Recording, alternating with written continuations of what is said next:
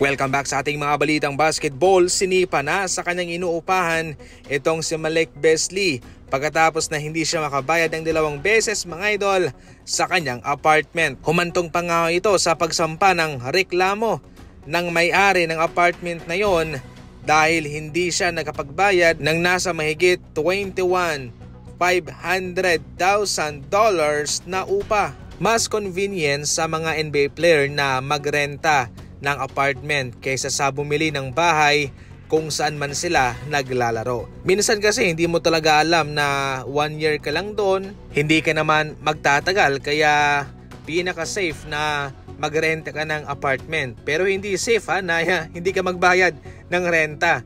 Bawal yon. Ngayon pa man, yung mga NBA player ay mayroon talaga silang bahay nila kung saan man sila isinilang, kung saan sila namamalagi, may bahay sila doon. Pero kung sila ay etranade, definitely nagre-renta lang po sila. Siyempre mga kondo, apartment. Sa unang pagkakataon ay inamin mismo ni Patrick Beverley na kanyang inaatake ng husto itong si Lonzo Ball dahil sa pang-hype ng kanilang ama na si LeVar Ball. Sinabihan mismo ni Patrick Beverley si Lonzo Ball na pasensya ka na, gagawin ko to, papahirapan kita sa depensa ko dahil yan sa sinasabi ng ama mo.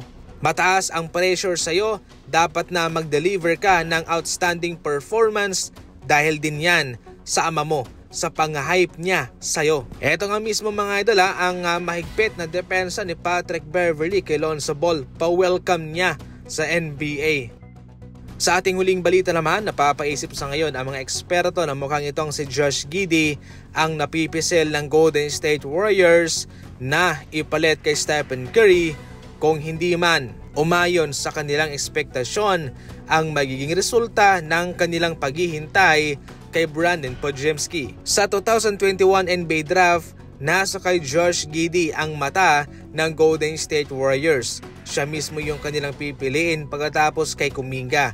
Pero ayun nga, naunahan sila ng OKC Thunder. Sa pagkakataong ito mga idol ay naiinip na itong Golden State Warriors sa kanilang development kay Podziemski.